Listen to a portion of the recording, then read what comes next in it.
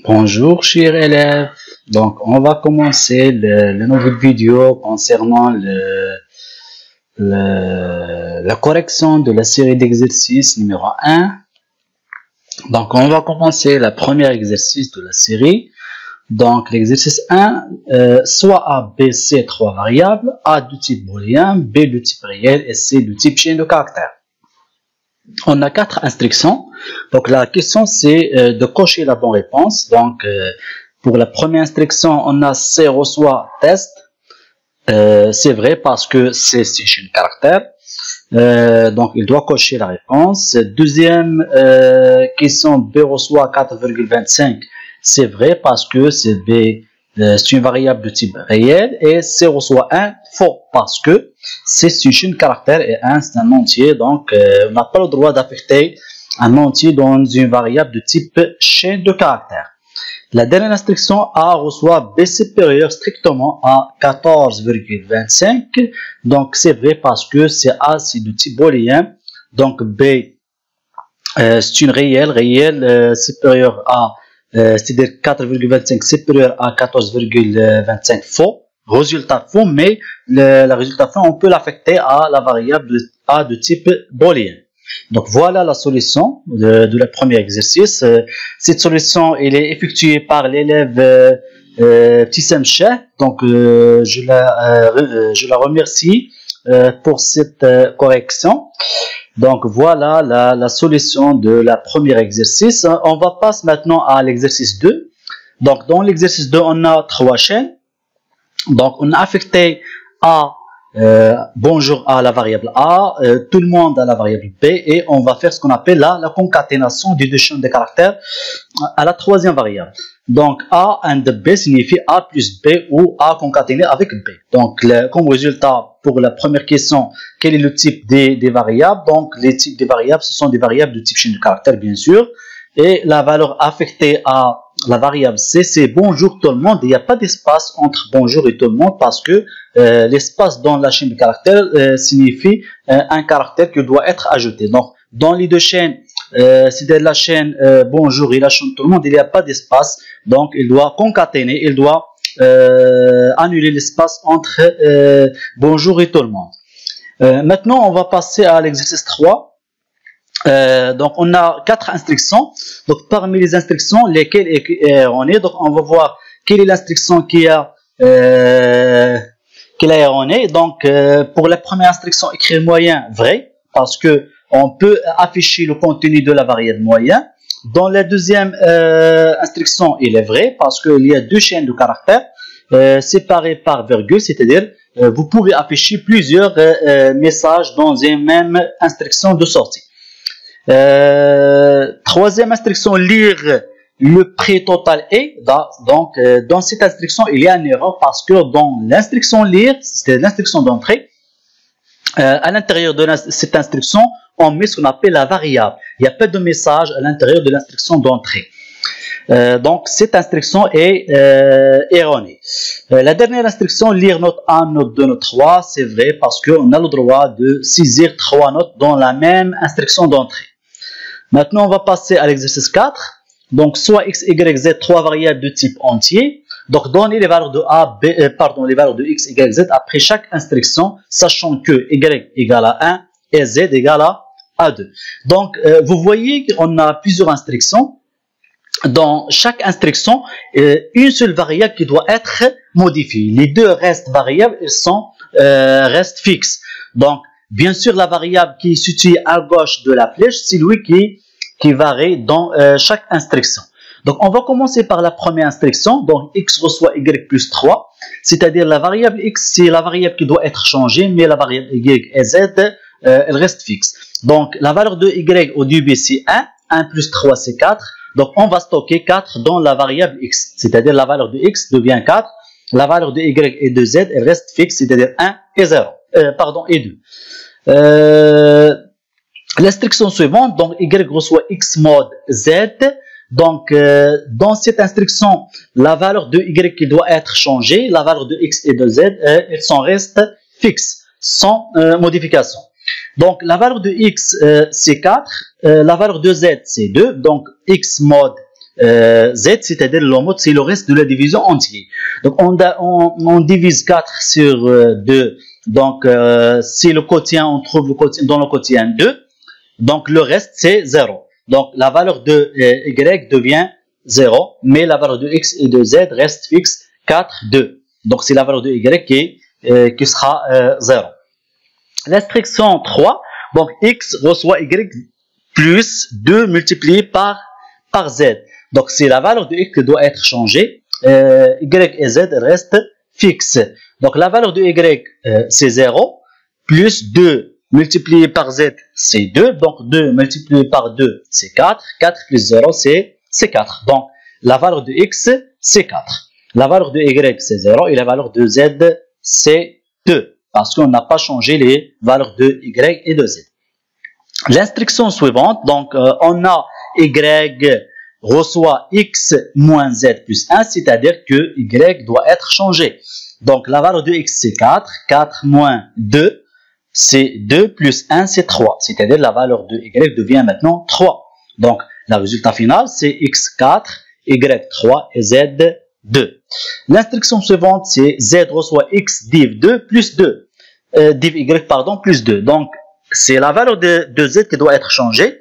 Donc, la valeur de X, c'est 4. 4 divisé par Y, c'est 3. C'est une division entière.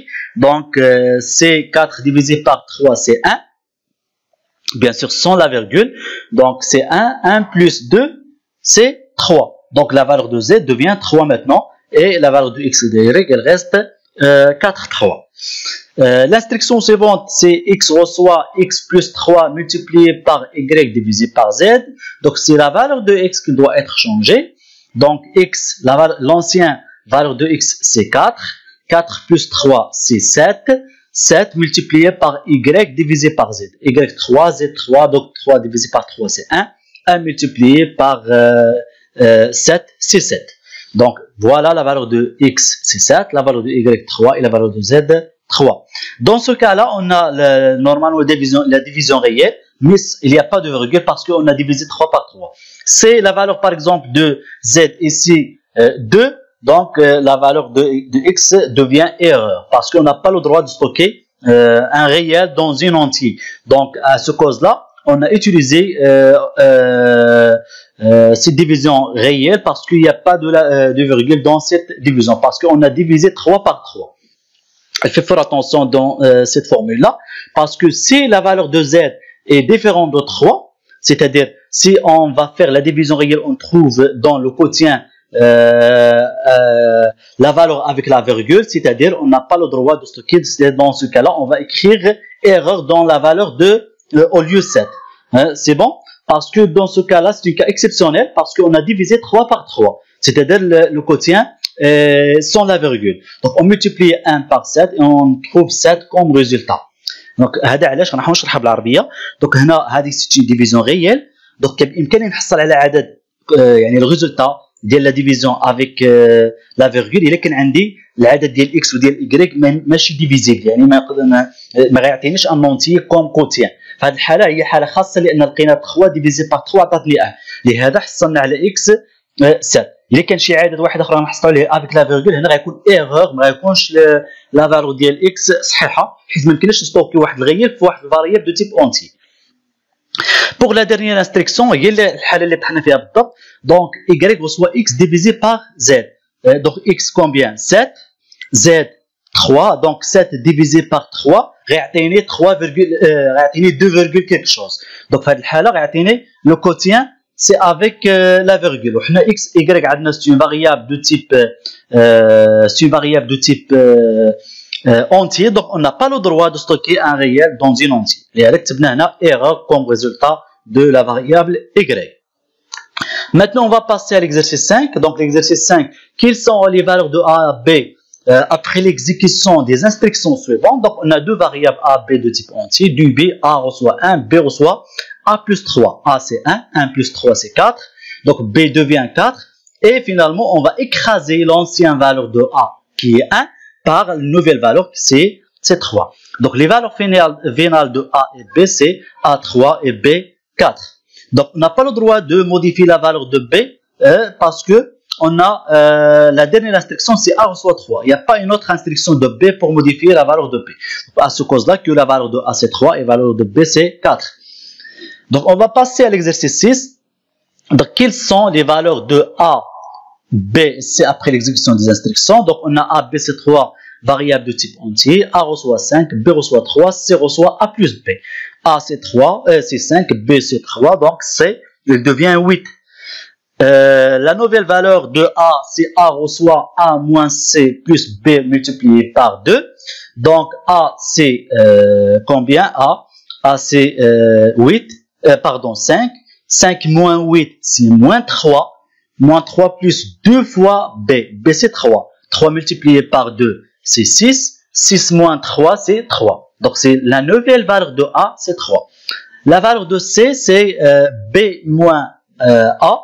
Donc B c'est 3, 3 moins A c'est 3, 3 moins 3 c'est 0. Donc les valeurs finales, donc on a la valeur de A c'est 3, la valeur de B c'est 3 et la valeur de C c'est 0.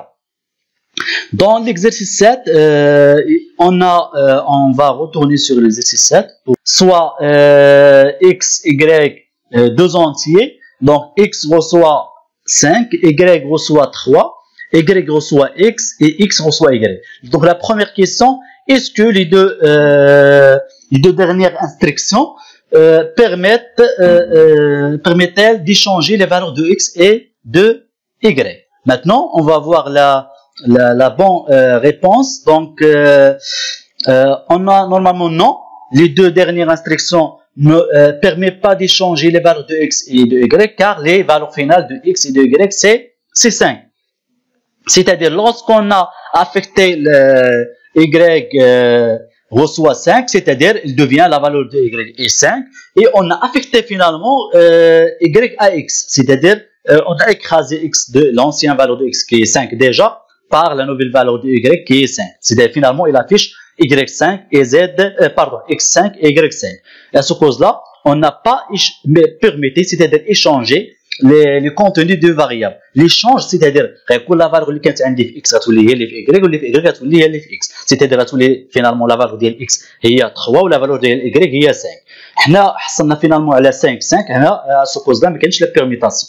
Donc compléter l'algorithme afin de permettre les deux valeurs x et y sont contenues. Donc on va changer, on va ajouter une autre variable qui s'appelle z pour faire la permutation. On a déjà expliqué la permutation dans les activités de cette séquence.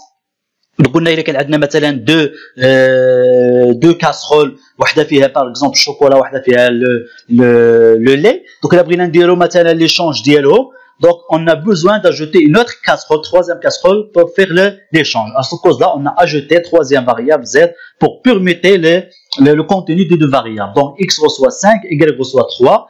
Donc, on va ajouter une nouvelle variable z. On va stocker le contenu de x dans z, c'est-à-dire on a dans z 5. Et on va mettre le contenu de y dans x parce que x, on peut l'écraser maintenant. C'est-à-dire la valeur de x maintenant devient 3. Et on va mettre dans y le contenu de z, c'est 5. C'est-à-dire la valeur finale de x c'est 3. La valeur de z de y c'est 5. Donc, à ce cause-là, on a fait la permutation des deux variables. Dans l'exercice 8, écrire un algorithme qui demande un nombre à l'utilisateur pour calculer et affiche le carré de ce nombre. Donc c'est facile, algorithme carré, on a deux variables, le nombre et son carré, donc de type réel bien sûr. Donc écrire, donner un nombre, lire le nombre, donc le carré c'est le nombre à la puissance 2, donc et finalement on va afficher le message, le carré et le résultat du calcul. Donc en Python, donc number reçoit float input parce que c'est un réel. Donc donner un nombre. Donc square, yani le carré reçoit le nombre à la puissance 2 et finalement on va afficher le résultat, le carré de ce nombre est square. Donc c'est clair. Donc l'exercice 9. Donc écrire un algorithme qui lit le prix hors taxe d'un article, la quantité ou le nombre d'articles et le taux TVA qui fournit finalement le prix taux taxe compris, le prix total TTC correspondant, c'est-à-dire le prix taux taxe compris.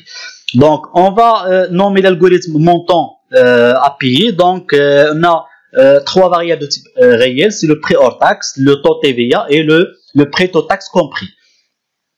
et la quantité ou le nombre d'articles, donc de type entier. Donc du B, entrer le prix hors taxe, lire prix hors taxe, entrer le nombre des articles, lire le nombre des articles ou la quantité, écrire le taux TVA et lire TTVA. Donc le prix TTC ou le nombre d'articles multiplié par le prix hors taxe, tout facteur par 1 plus taux TVA. J'ai déjà شرحت لكم قلت لكم انا le prix taux taxe compris يعني PTTC هو ديك الثمن اللي كنشريو به زائد TVA. شرحت لكم ديجا لا ديفيرونس انتر تو TVA و TVA. دونك لو تو TVA هو ديك النسبه المئويه اللي كنزيدوها، والتيفيا هو ديك الثمن اللي كنحصلوا عليه من بعد ملي كنزيدوا واحد التيفيا. باغ اكزومبل انا نعطيكم اكزومبل كوم ديجا اكسبليكي هذا الاكزومبل هذا. عندي مثلا واحد لو كايي، واحد الدفتر مثلا كيدير 2 دراهم صافي، غنشري مثلا لو كونتيتي ولا لو نومبر ديال لي كاي، غنشري مثلا 10 ديال الدفاتر صافي، 10 ديال الدفاتر وكل دفتر كيساوي 2 دراهم. دونك انا ملي غنمشي نشريهم نورمالمون 10 ديال الدفاتر ب 2 دراهم، المونطون ديالي اللي غنخصني نخلص هو 20 درهم، ولكن هاد 20 درهم هذا مازال ما تزادت عليه التيفيا صافي، باقي ما تزادت عليه التيفيا، خصني نزيد عليه التيفيا. دونك باش نزيد عليه التيفيا شنو خصني ندير؟ خصني ناخذ هاد الثمن هذا اللي هو لو بري اور تاكس مضروب في لو نومبر دارتيكل، وغادي نضربو في لو تو تيفيا. شنو هو لو تو تيفيا؟ هو ديك النسبه المئويه اللي كتزيدها علينا الدوله في داكشي اللي كنشريو. سيتادير مثلا اللي دار الدوله 20% يعني غنضرب في 20 ونقسم على 100، ولا غنضرب في 0.2 بحال. دونك غناخذ هذيك 20 درهم وغادي نضربها في 20 ونقسمها باغ 100 ديفيزي باغ 100. دونك 20 نضربها في 20 هي 400 ديفيزي باغ 100 غتبقى لي هي 4، يعني غتزاد لي 4 ديال الدراهم. هاد 4 ديال الدراهم هي التيفيا، فهمتوا؟ هي التيفيا. دونك شنو غندير ندير؟ دونك الا لاحظتوا غنزيدها على الثمن الاصلي اللي هو قلنا 20 درهم، سيتادير غتولي خصني نخلص فينالمون 24 درهم. شنو هي 20 درهم؟ 20 درهم هي لو بري اور تاكس مضروب في لا كونتيتي ولا في النومبر دارتيكل، زائد اش؟ لو بري اور تاكس مضروب في الكونتيتي ولا نومبر دارتيكل مضروب في التو تيفيا. الا عملنا ببري اور تاكس ومضروب في سميتو في لا كونتيتي ولا في النومبر دارتيكل، غيعطيني هو البري اور تاكس مضروب في النومبر دارتيكل فاكتور عامل 1 بلس لو تو تيفيا. هي لا فورميل اللي حصلنا عليها هنا فينالمون رياضيا. دونك غيحسب ليا فينالمون لو ريزولتا وغيافيش ليا اكريغ لو بري توتال تي تي سي ou le prêt TTC اللي حصلنا عليه. Donc en Python on va faire la même chose. Donc P or tax float input, nombre d'articles, entrer le nombre d'articles, le taux TVA, نطلبوا باش يدخل لنا le taux TVA et on va calculer finalement avec l'expression et on va afficher le résultat. L'exercice 10, c'est écrire un algorithme qui demande 3 notes et leurs coefficients pour calculer la moyenne. Donc on a 3 notes et la moyenne de type réel, on a 3 coefficients C1, C2 de type entier. Donc tapez chaque note et sa coefficient. Finalement, on va calculer la moyenne et on va afficher le résultat. Donc, N1 reçoit float port, le coefficient 1, note 2, coefficient 2, note 3, coefficient 2, 3. Et on va calculer la moyenne et on va afficher finalement le résultat du calcul.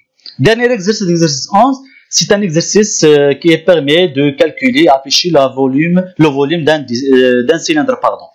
Donc, rayon, hauteur, volume, ce sont des réels. On a une constante pi. Qui égale 3,14 et on va afficher le message, donner le rayon, afficher le rayon, etc.